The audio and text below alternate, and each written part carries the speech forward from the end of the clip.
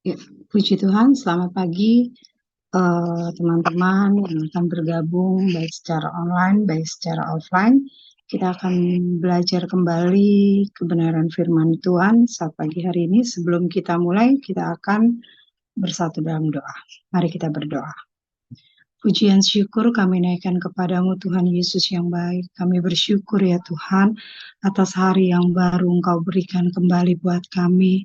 Terima kasih atas anugerah-Mu yang begitu melimpah buat kami Tuhan Yesus. Kami bersyukur dan bersyukur ya Tuhan. Kami serahkan kehidupan kami selalu ke dalam tangan-Mu. Karena kami yakin dan percaya Tuhan Yesus, Engkau Allah kami yang luar biasa Tuhan. Terima kasih Tuhan Yesus. Saat pagi hari ini kami mohon selalu pimpinan-Mu Tuhan dalam pembelajaran kami saat pagi hari ini. Kami percaya Tuhan Engkau terus berikan kami semangat, kerinduan Tuhan untuk kami belajar Tuhan Yesus akan firman-Mu. Tuhan tolong kami, terangi mata hati kami, biar apa yang kami pelajari kami boleh mengerti. Kami percaya Tuhan Engkau terus berikan hamba-Mu hikmat, urapan-Mu Tuhan, biar apa yang dipaparkan oleh hamba-Mu itu daripadamu Tuhan Yesus. Kami juga berdoa buat teman-teman kami yang akan bergabung baik secara online, baik secara offline Tuhan. Berkati mereka semua Tuhan, biar apa yang mereka dengar, lihat melalui rekaman kami ini, melalui online ini Tuhan Yesus, mereka juga boleh diberkati. Terima kasih Tuhan, terima kasih. Kami mulai pembelajaran kami saat pagi hari ini, dan kami peralaskan doa kami hanya dalam nama Tuhan Yesus Kristus. Haleluya. Amin.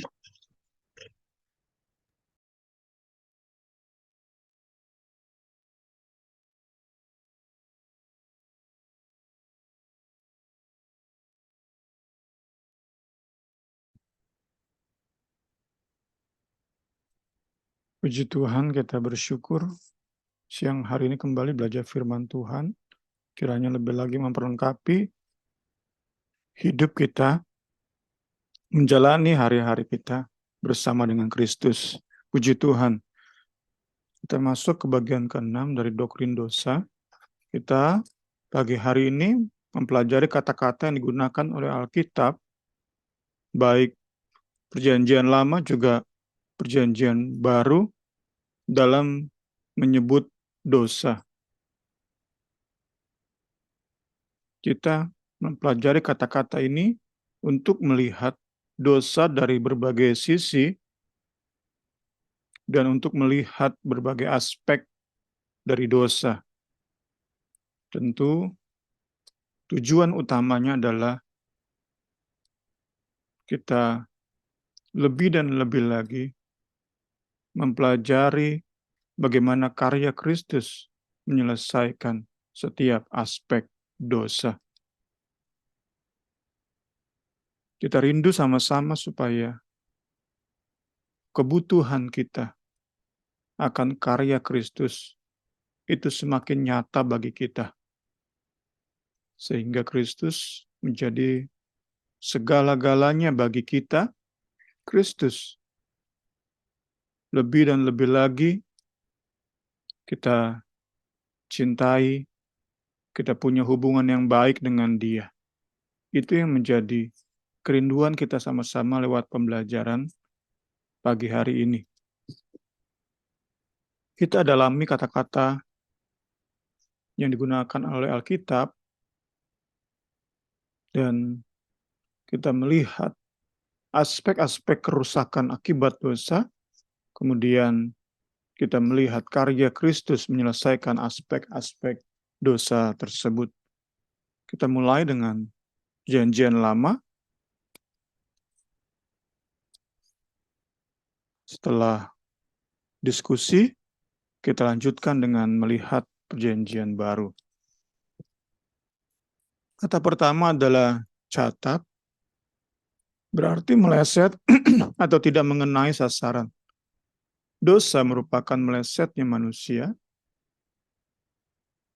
dari sasaran hidup yang Allah inginkan, atau gagal manusia memenuhi maksud Allah di dalam penciptaan.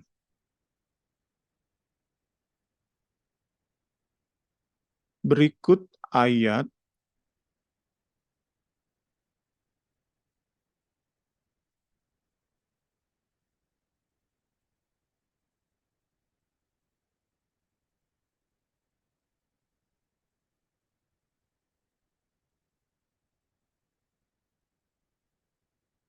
yang memakai kata catat secara harfiah atau hurufiah.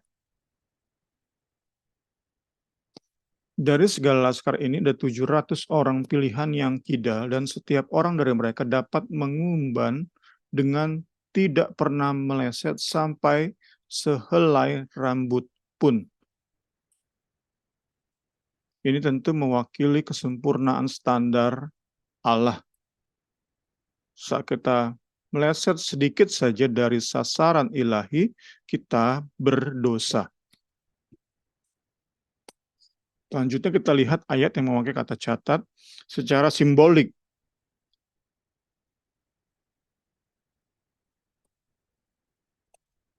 Tetapi kata Saul, aku telah berdosa. Aku telah catat. Aku telah gagal. Tetapi tunjukkanlah juga hormat-Mu, Samuel, kepadaku sekarang di depan para tua-tua bangsaku dan di depan orang Israel. Kembalilah bersama-sama dengan aku, maka aku akan sujud menyembah kepada Tuhan Allahmu. Aku telah gagal, kata Saul.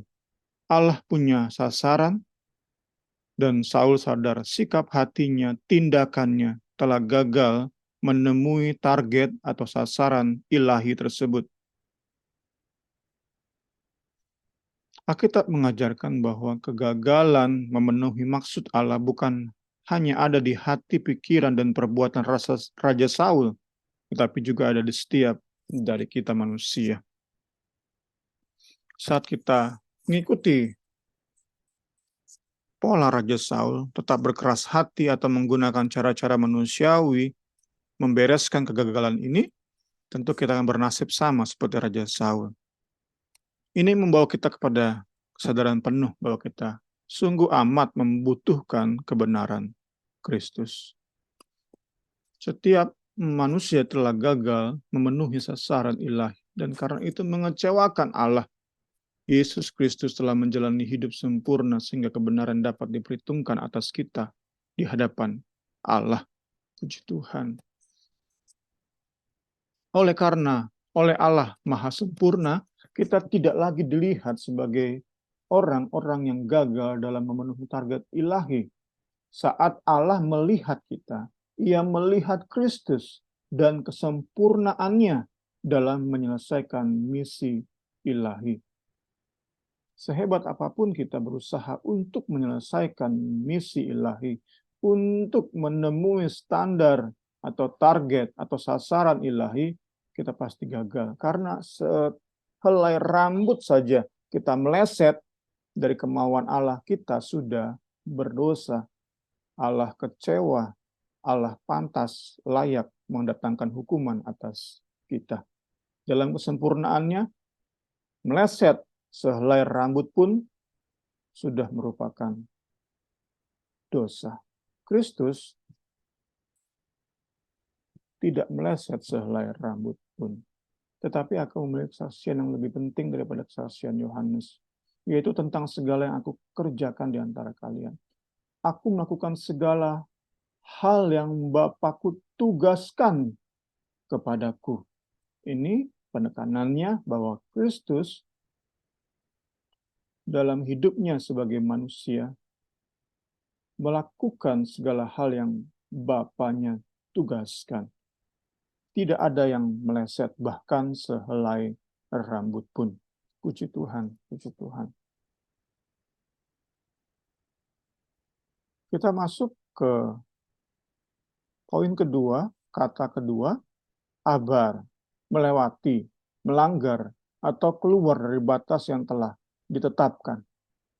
Dosa merupakan pelanggaran terhadap status yang telah Allah gariskan atau tetapkan. Batas yang Allah gariskan, tetapkan, manusia melanggar. Atau sikap dan tindakan melangkahi perjanjian yang Allah buat. Inilah abar. Apabila kamu mendengar bahwa di salah satu kotamu ada orang yang berdosa terhadap Tuhan Allahmu karena melanggar perjanjian.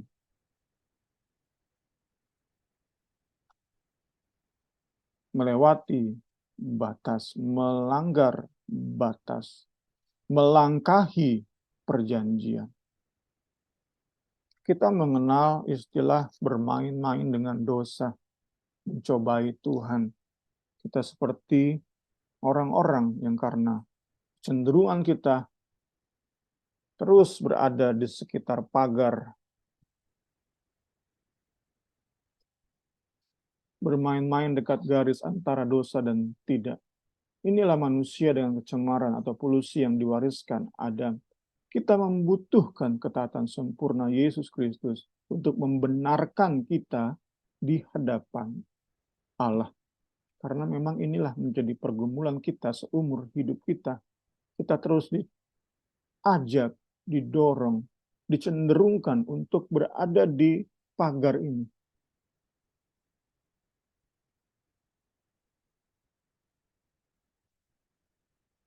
Yesus sudah taat sampai mati, taat yang sempurna.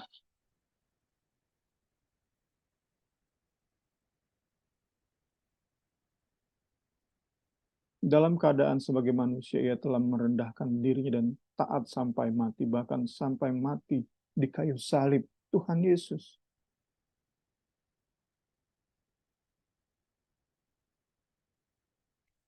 Menaati perjanjian Bapa. Puji Tuhan, puji Tuhan. Tentu sebagai respon logis, kita yang sungguh-sungguh mengalami cinta Kristus, tentu kita nggak mungkin terus membiasakan diri bermain dengan dosa, mencobai Tuhan. Karena kita rindu senangkan hati Kristus, ada kerinduan membalas cinta Kristus, maka tentu kita membiasakan diri untuk berjuang menjauhi pagar-pagar, batas-batas. Kita terus dan terus dekat dengan salib Kristus. Puji Tuhan. Selanjutnya, syaka itu berarti bersalah di dalam ketidaktahuan atau kebodohan. Gara-gara nggak mau belajar, jadi bersalah. Dosa digambarkan seperti domba yang mengembara jauh dari kawanannya, atau pemabuk yang tersandung, atau seperti Saul yang ingin membunuh Daud. Ini tentang domba yang tersasar, dengan demikian mereka berserak, karena gembala tidak ada, dan mereka menjadi makanan bagi segala binatang di hutan. Domba-dombaku berserak dan tersesat. Syakah di semua gunung dan di semua bukit yang tinggi. Kemudian tentang orang yang mabuk, ini semua aspek-aspek dosa. Tetapi orang-orang di sini pun pening syakah. Bersalah karena anggur dan pusing karena arak. Baik imam maupun nabi pening karena arak. Kacau oleh anggur. Mereka pusing oleh arak. Pening pada waktu melihat penglihatan. Goyang pada waktu memberi keputusan. Inilah aspek dari dosa. Atau seperti pengakuan dari Saul saat ingin membunuh, saat sempat ingin membunuh Daud. Lalu berkatalah Saul, aku telah berbuat dosa. Pulanglah anakku Daud, sebab aku tidak akan berbuat jahat lagi kepadamu. Karena nyawaku pada hari ini berharga di matamu. Sesungguhnya perbuatanku itu bodoh, dan aku sesat sama sekali. Ini pengakuan Saul saat ingin membunuh Daud.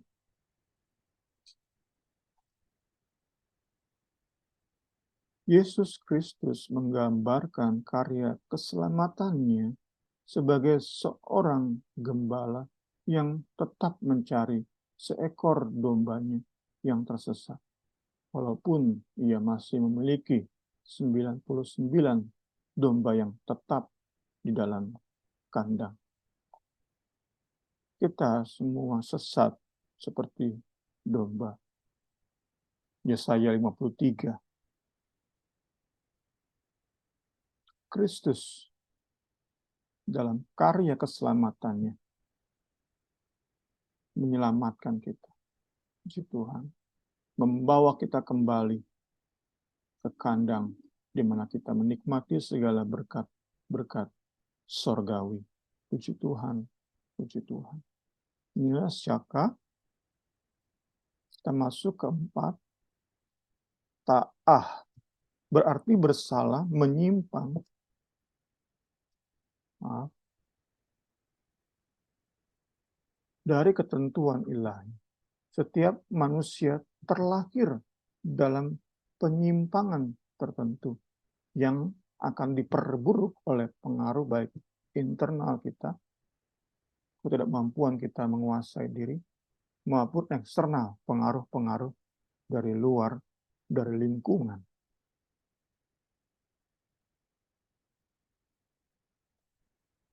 Sejak lahir orang-orang fasik telah menyimpang ta'ah. Sejak dari kandungan pendusta-pendusta telah sesat.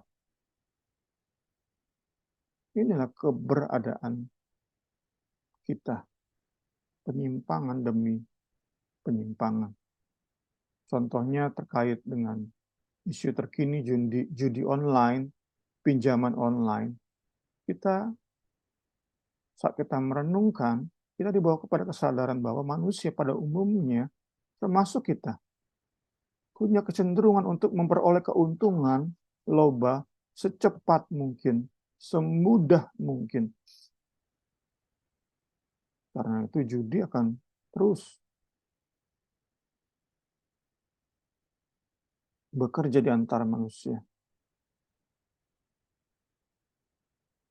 Kita ada kecenderungan setiap manusia, kemudian dipengaruhi oleh lingkungan. Saat teman-teman kita suka judi slot, kita akan terpengaruh. Juga pengaruh media sosial yang terus mempromosikan judi online, pinjaman online. Kecenderungan hati kita seperti diberi makan. Semakin kuat cenderung kita ini saat kita berada di pengaruh yang salah. Tuhan Yesus tolong kita semua. Puji Tuhan. Kelima, pesya itu berarti memberontak atau menolak tunduk terhadap otoritas atau pihak yang berwenang. Karena itu dosa dalam pengertian paling mendasar adalah pemberontakan terhadap Allah sebagai pemegang otoritas tertinggi. Sekali lagi, dosa dalam pengertian paling mendasar adalah pemberontakan terhadap Allah sebagai pemegang otoritas tertinggi.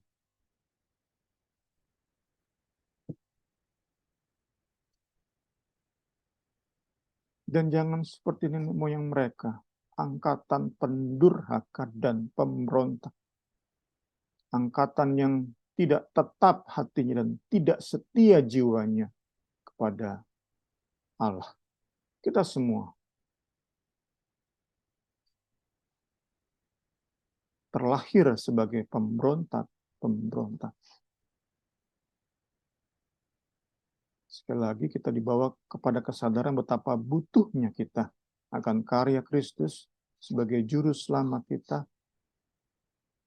Butuhnya kita akan karya Kristus yang menanggung hukuman yang seharusnya kita tanggung sebagai para pemberontak. Yesaya 53, tetapi dia tertikam oleh karena pemberontakan kita. Dia diremukkan oleh karena kejahatan kita. Ganjaran yang mendatangkan keselamatan bagi kita ditimpakan kepadanya. Dan oleh bilur-bilurnya kita menjadi sembuh. kita terlahir dalam kecenderungan untuk memberontak terlebih kepada Allah.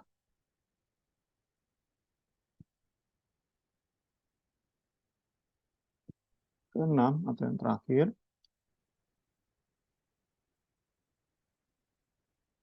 Allah berarti bengkok atau bertindak salah. Manusia mengalami perubahan dalam hatinya, berupa kegalauan, kebingungan, atau pikiran yang kacau. Bengkok bertindak salah. Setiap orang dipuji seimbang dengan akal budinya. Tetapi orang yang serong, Allah hatinya akan dihina. Bengkok.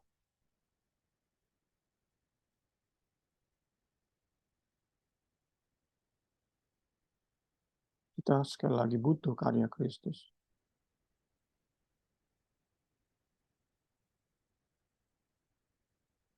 Hati yang penuh syukur atas karya keselamatan Kristus memampukan orang percaya untuk tidak bersungut dan berbantah. Seperti yang dibiasakan oleh orang-orang di luar Kristus yang hatinya bengkok dan sesat.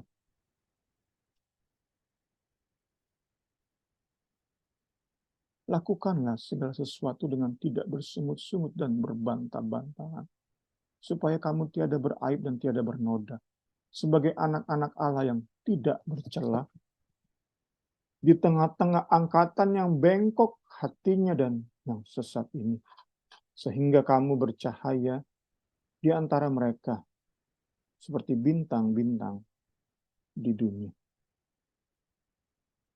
Saat kita sungguh-sungguh bisa menghargai karya Kristus,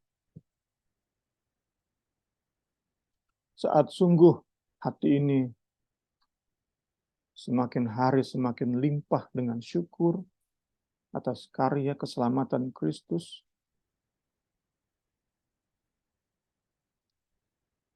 yang telah menanggung hukuman akibat pemberontakan kita, yang membuat kita lurus di saat kita menyimpang, yang mencari kita saat kita dalam kebodohan kita, tersesat, salah jalan. Ia cari kita. Saat ia telah melakukan, menyelesaikan karya penebusan sebagai manusia yang sempurna, sehingga kebenarannya diimputasikan, diperhitungkan kepada kita. Itu semua karya yang Yesus kerjakan dalam hidup kita. Karya salib yang dampaknya begitu luas dalam hidup kita. Menyelesaikan setiap aspek dosa di hidup kita. Saat kita bisa benar-benar sadari hal itu. Saat pemahaman terhadap kesempurnaan karya Kristus terus membangkitkan syukur kita, maka kita akan dimampukan untuk tidak bersungut dan berbantah-bantah dalam menjalani hidup sehari-hari. Ini akan membuat hidup kita bercahaya di antara mereka yang bengkok dan sesat hatinya, yang terus membiasakan diri hidup di dalam sungut-sungut, di dalam perbantahan. Tuhan Yesus tolong kita semua. Bukan berarti kita terus mundur saat harus membela kebenaran. Bukan. Tapi saat orang-orang yang sudah kita sampaikan kebenaran tetap mengeraskan hati, lebih baik kita mundur. Nggak sibuk dalam berbantah-bantahan. Karena ada syukur di hati kita, di hidup kita oleh karya Kristus yang luar biasa bagi kita, yang begitu lengkap bagi kita, mengcover semua aspek dosa yang tentunya kita sadari itu ada dalam hidup kita. Seluruh aspek dosa, keenam kata atau istilah dosa di dalam PL ini ada di hidup kita. Tuhan Yesus tolong kita semua. Kita bisa diskusi mungkin hari ini.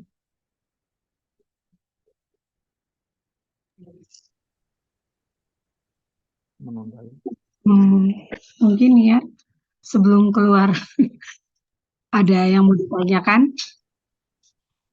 Iya Kak, aku sih cuman perenungan pribadi ya Kak, Hmm. untuk dosa ini tadi kan Bung Semi bilang tentang pemberontakan terhadap Tuhan gitu.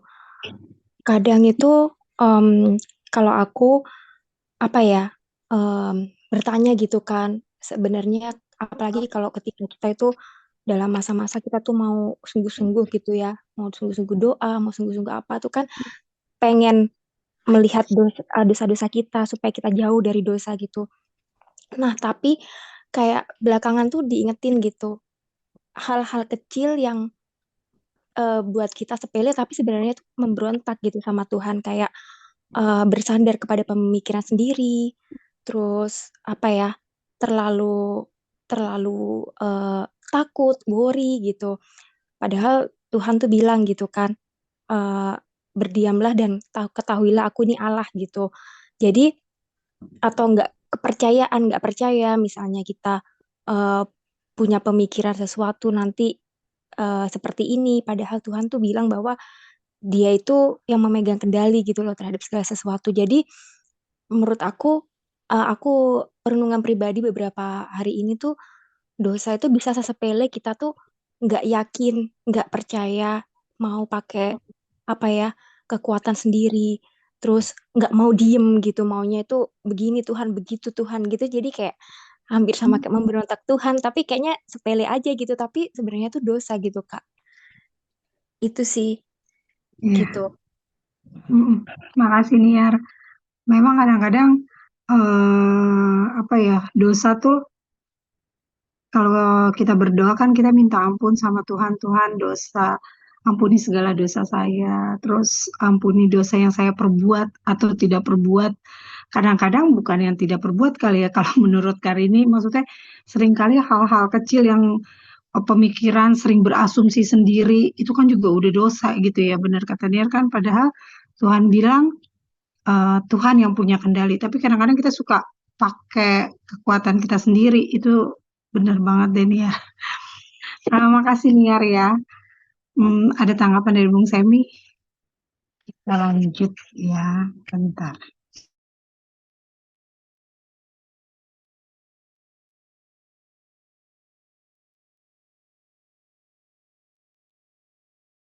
Puji Tuhan, kita lebih lagi disadarkan bahwa hal-hal kecil saja yang menurut mungkin manusia lain itu bukan berdosa, apalagi penganut-penganut pemahaman, pandangan yang salah terhadap dosa.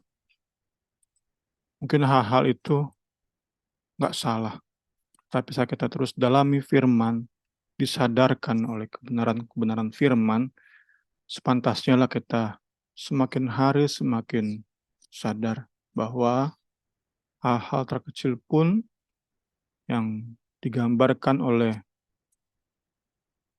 kata catat tadi hanya meleset sehelai rambut. Itu sudah salah di hadapan Tuhan. Tentu saat kita terus khawatir, saat firman berkata, jangan khawatir burung di udara Tuhan pelihara, itu udah salah di hadapan Tuhan. Sudah memberontak terhadap terhadap apa yang Allah sudah katakan, apa yang Allah sudah tetapkan. Kita bersyukur buat pembelajaran-pembelajaran seperti ini, kita akan semakin diperlengkapi. Puji Tuhan. Kita masuk ke perjanjian baru, kata yang sudah sangat sering kita dengar, bahkan dipakai sebagai istilah dari ilmu tentang dosa. Teologi, ilmu tentang dosa. Harmatia, kata yang paling banyak digunakan untuk menunjuk dosa. Sejajar dengan catat di perjanjian lama tadi. Sama artinya meleset dari sasaran atau tujuan. Dosa itu pertama-tama berkaitan dengan Allah. Nggak bisa dipisahkan dari standar kekudusan dan kebenarannya. Itu berarti dosa lebih merupakan urusan vertikal. Jadi meski mungkin ada seseorang yang hidupnya nggak pernah menyakiti hati sesama, itu tidak membuat ia terbebas dari hukuman dosa. Dosa lebih merupakan urusan vertikal. Karena semua orang telah berbuat dosa dan telah kehilangan kemuliaan Allah. Sumber kita, referensi kita, menunjuk bahwa kata berbuat dosa itu kurang tepat. Karena di sini Rasul Paulus sedang menunjuk pada status dari semua orang saat kita dilahirkan. Yaitu bahwa kita bersalah dalam pemandangan Allah. Kita dilahirkan, semua orang dilahirkan dalam keadaan berdosa, dalam status berdosa. Karena itu versi yang ini lebih tepat, Alkitab mudah dibaca lebih tepat dalam menafsirkan atau menerjemahkan ayat ini. Sebab semua orang telah berdosa, bukan berbuat dosa, tetapi telah berdosa dan gagal mencapai tujuan untuk mengambil bagian dalam kebesaran Allah. Semua orang telah berdosa, gagal mencapai sasaran untuk sama-sama ikut serta dalam kebesaran Allah. Kita gagal, kita berdosa. Inilah hamartia. Dosa sebagai urusan vertikal kita lihat di dalam Mazmur 51 ayat 6, ayat yang juga sudah tidak asing. Terhadap engkau sajalah aku telah berdosa dan melakukan apa yang kau anggap jahat. Ternyata engkau adil dan putusan bersih dalam penghukumanmu. Ya, luar biasa ya pengakuan Daud saat ia telah berzina, lakukan pembunuhan. Dia bisa tetap melihat bahwa yang utama adalah salah terhadap Allah. Memang pada dampaknya, pada kenyataannya kita lihat bahwa dosa Daud itu menyakiti banyak orang.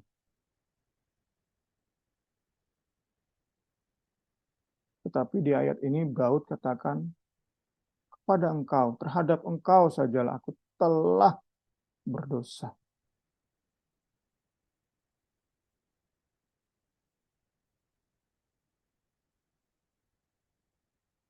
Kita perlu punya pemahaman semacam ini lebih dan lebih lagi, sehingga hari-hari kita diisi dengan pengakuan dosa,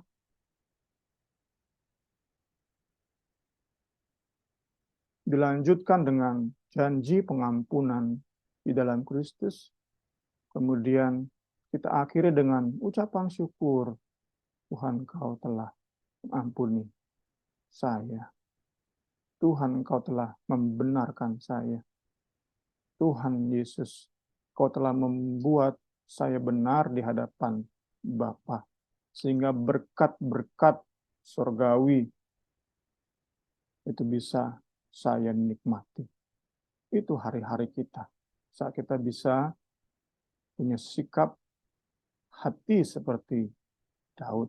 Tentu bukan kita lebih dulu harus berbuat seperti Daud. Tetapi dari ayat ini kita diajari tentang sebuah sikap hati yang sungguh-sungguh sadar, paham apa itu dosa, apa hakikat dosa. Apa itu dosa sesungguhnya? Puji Tuhan, puji Tuhan. Itu berarti dosa berurusan dengan standar Allah, bukan pikiran atau filsafat manusia. Bahkan dosa tidak selalu tentang perbuatan.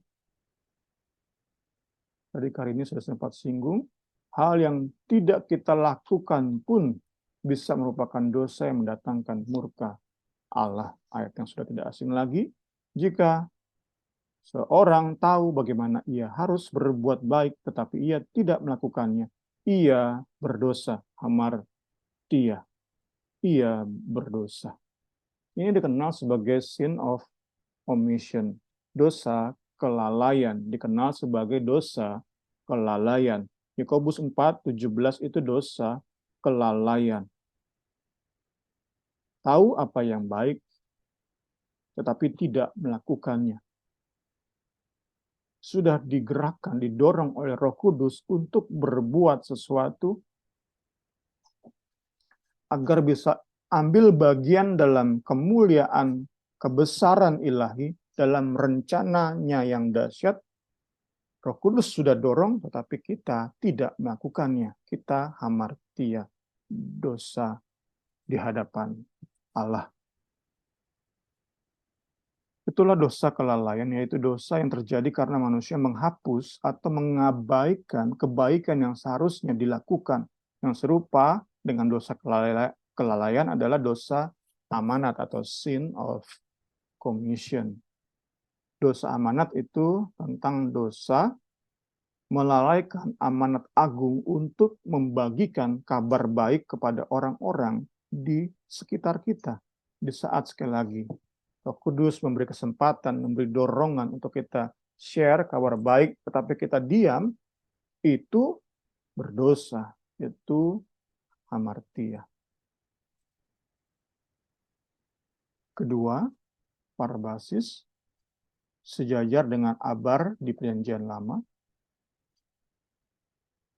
berarti melangkah, melewati, atau terlalu jauh, menyiratkan adanya ketentuan atau hukum yang dilanggar, baik hukum Taurat maupun hukum Allah.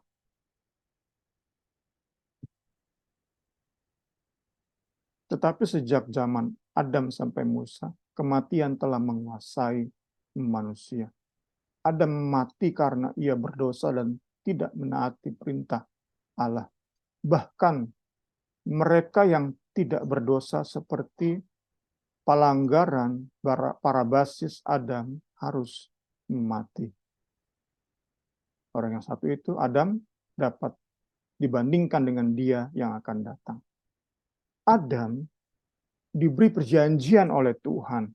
Kamu bisa menikmati seluruh isi Taman Eden. Hanya satu aku minta, kata Allah. Jangan makan buah pengetahuan baik dan buruk.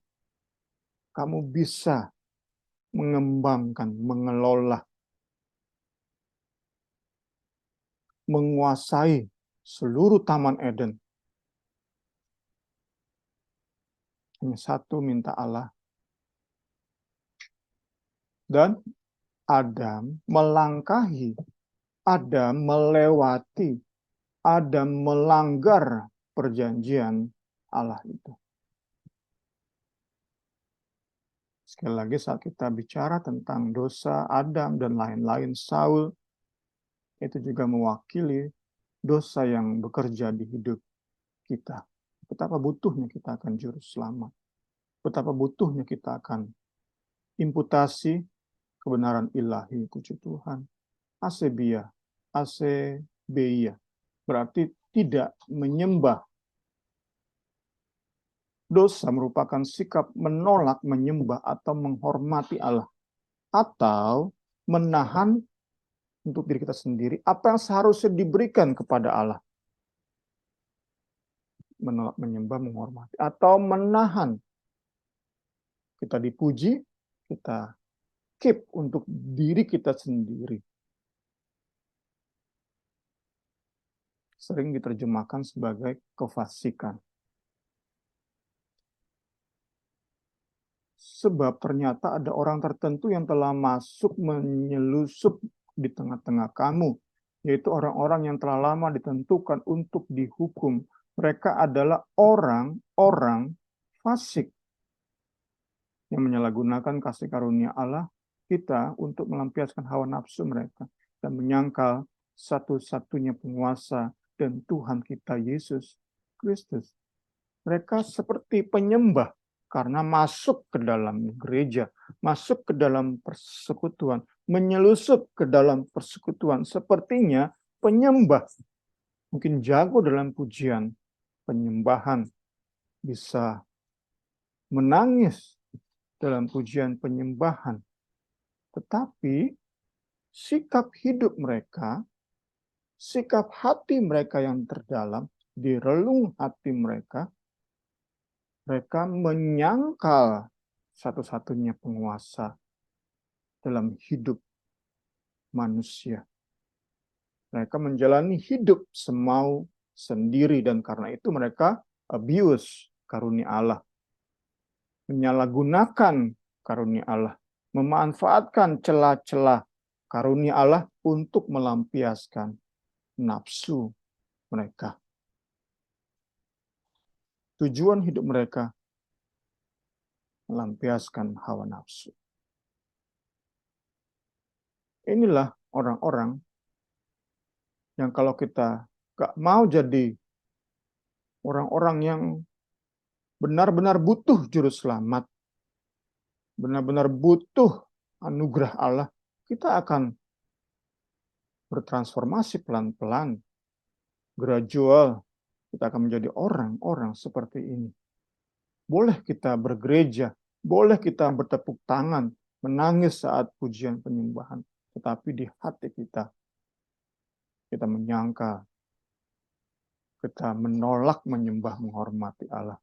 Kita keep menahan apa yang seharusnya diberikan kepada Allah. Puji Tuhan. Keempat adalah adikia, berarti gagal memenuhi patokan kebenaran standar. Kebenaran berarti, berkaitan dengan putusan pengadilan, yaitu saat seseorang terdakwa diputuskan bersalah karena ditemukan unsur ketidakadilan atau ketidakbenaran.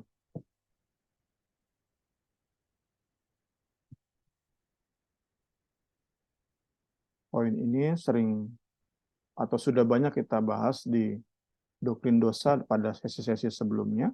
Barang siapa berbuat kesalahan adikia, ia menanggung kesalahan itu karena Tuhan tidak memandang orang.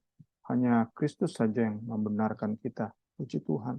Dan kasih karunia tidak berimbangan dengan dosa satu orang. Sebab penghakiman atas satu pelanggaran itu telah mengakibatkan penghukuman. Tetapi penganugerahan karunia atas banyak pelanggaran itu mengakibatkan pembenaran.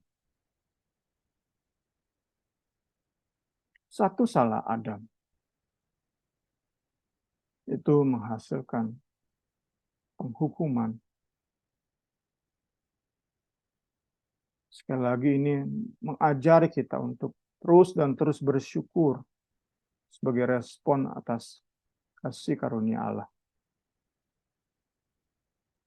Banyak pelanggaran kita jika disatukan dengan pelanggaran-pelanggaran seluruh manusia di segala zaman. Itu begitu banyak. Tetapi oleh karunia Kristus dianugerahkannya pembenaran. Sehingga setiap orang yang sungguh-sungguh menerima Kristus sebagai Tuhan dan Juru Selamat, kesalahan tidak ditanggungkan ke atas orang tersebut. Puji Tuhan, puji Tuhan. Saat kita menghadapi vonis pengadilan ilahi, kita dinyatakan benar, tidak bersalah, semata-mata karena karya Kristus. Puji Tuhan. Anomia. Berarti perbuatan melawan hukum Allah. perbuatan dari manusia yang meski tahu kebenaran, tahu hukum, tapi sengaja melanggar. Manusia hidup seakan-akan hukum Allah itu tidak ada atau tidak berlaku atas mereka. Hebatnya, kata ini ditujukan oleh Yesus sendiri kepada orang-orang Farisi. Demikian jugalah kamu. Di sebelah luar kamu tampaknya benar di mata orang. Tetapi di sebelah dalam kamu penuh dengan kemunafikan dan kedurjanaan. Durjana pakai kata anomia. Inilah kita sungguh belajar, kita sadari potensi sikap hati seperti ini.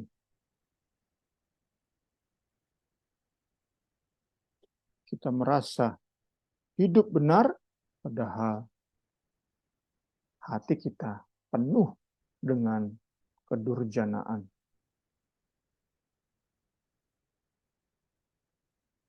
Hukum manusia, para Farisi ini taati, namun hukum Allah mereka langgar. Karya Kristus memastikan bahwa Roh Kudus Yesus berikan diam di dalam hati kita. Kristus, Allah dalam Yesus Kristus, membuat kita hidup menurut segala ketetapan, hukum-hukum. Tetap berpegang pada peraturan-peraturanku dan melakukannya. Ini semua terjadi karena Kristus sudah mati menguduskan kita, sehingga Roh-Nya yang Maha Kudus bisa hadir di hidup kita. Sehingga kita sungguh-sungguh terima Yesus sebagai Tuhan dan Juru Selamat. Kita nggak seperti orang Farisi. Saat Tuhan melihat hati kita, Tuhan melihat hati yang mau tunduk, mau belajar tunduk, mau membiasakan diri tunduk, mau melawan setiap bentuk pemberontakan. Tentu, seperti yang sudah diberikan contoh tadi, kita mau melawan setiap kekhawatiran, ketakutan kita. Tuhan Yesus tolong kita semua, puji Tuhan. Keenam, kita ada 7 di perjanjian baru ini, berarti 2 lagi.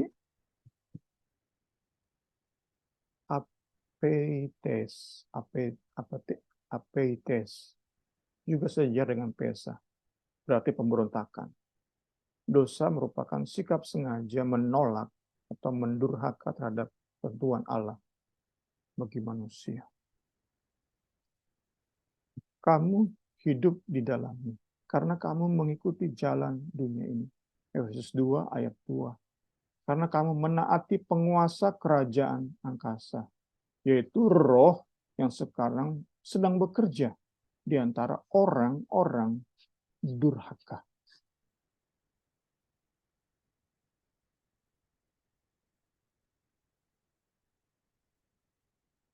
Saat kita nggak mau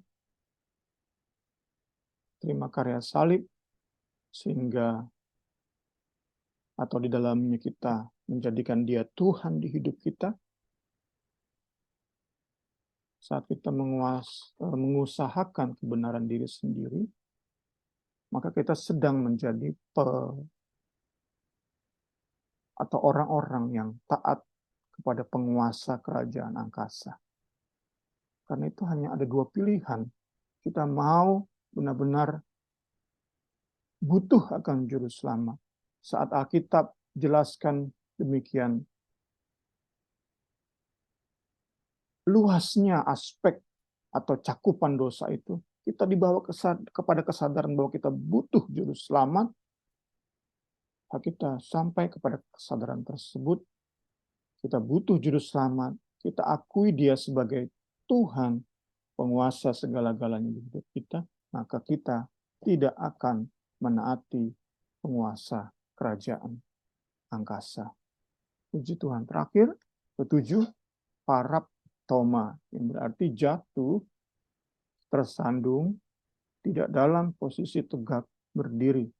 Dosa merupakan ketidakmampuan kita manusia untuk menjaga diri kita tetap tegak berdiri. Tetap tegak berjalan pada jalan yang benar. Dosa merupakan ketidakmampuan kita untuk tetap tegak berdiri. Namun yang murtad lagi tidak mungkin, kata murtad, paraptoma. Paraptoma itu murtad. Tidak mungkin dibaharui sekali lagi sedemikian. Sehingga mereka bertobat.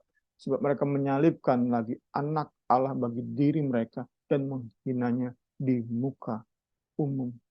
Betapa butuh kita juru selamat yang bukan hanya mati untuk kita, tetapi yang bangkit dan hidup bagi kita, yang memelihara kita di dalam kebenaran. Karena kita sadar benar akan ketidakmampuan kita untuk menjaga diri kita tetap tegak di jalan kebenaran. Ini perkataan Rasul Paulus bagi penatua-penatua jemaat Efesus.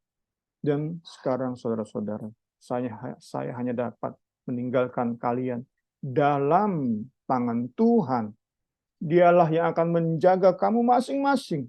Dan kamu akan terjaga kalau kamu memusatkan hidupmu pada kabar keselamatan dari Allah. Karena kabar itu berkuasa untuk menguatkanmu. Puji Tuhan, puji Tuhan. Bukan karena kemampuan, kekuatan kita, sehingga kita bisa tetap berdiri, nggak murtad, tetapi karena kabar menguasai hidup kita. Injil menguasai hidup kita. Membuat kita kuat, tetap berdiri, berjalan di jalan yang benar. Puji Tuhan, kiranya pembelajaran kita pagi hari ini melengkapi hidup kita, sehingga cinta kita pada Kristus semakin hari semakin bertambah. Karena inilah yang kita benar-benar butuhkan. Hari ke hari, saat kita berdoa, kita bisa semakin dekat dengan Kristus, semakin merasakan kehadiran-Nya. Seperti kita sedang ngobrol dengan Tuhan Yesus. Kita nyatakan isi hati kita. Kita nyatakan, bahkan saat ingin kita usir ketakutan, khawatir kita katakan Kristus, Tuhan Yesus. Ada benih khawatir di hati saya. Tuhan Yesus tolong bekerja di hati saya. Bereskan ini. Bereskan segala ketakutan, segala kekhawatiran. Puji Tuhan. Kristus saja yang akan menguatkan kita, menjaga kita, saat kita bisa memusatkan hidup kita pada kabar keselamatan dari Allah. Puji Tuhan, selamat pagi.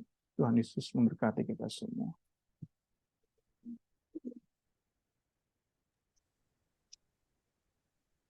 Puji Tuhan, Niar masih bergabung ya, Niar belum akhirnya ikut sampai selesai. Puji Tuhan. Kita akan tutup pembelajaran kita pagi ini. Tambahan atau tidak? Oh iya, Niar mau ada tambahan atau? Enggak, Kak. Udah. Enggak. Iya, makasih banyak. Yang berkati. Iya, Niar bisa tutup dalam doa. Kak, aku mau meeting. Udah. Ya. Karena Maaf ya, Kak. kita tutup ya. Iya. Yuk, mari kita bersatu dalam doa. Pujian syukur kami naikkan kepadamu Tuhan Yesus. Kami bersyukur ya Tuhan, Kau sudah pimpin kami dalam Zoom pagi ini. Kami bersyukur dan bersyukur Tuhan, biar kami dari hari ke hari Tuhan Yesus lebih lagi Tuhan mengandalkan dan berharap kepadamu Tuhan Yesus. Oh, biar Engkau saja yang pimpin kami dalam pembelajaran ini, kami boleh mengerti dan kami boleh menghidupi setiap firman-Mu Tuhan Yesus. Engkau terus berkati hamba-Mu, pakai lagi lebih luar biasa Tuhan Yesus dalam melayani Engkau. Kami bersyukur dan bersyukur, kami tutup pembelajaran kami pagi ini hanya di dalam nama Tuhan Yesus Kristus. Haleluya. Amin.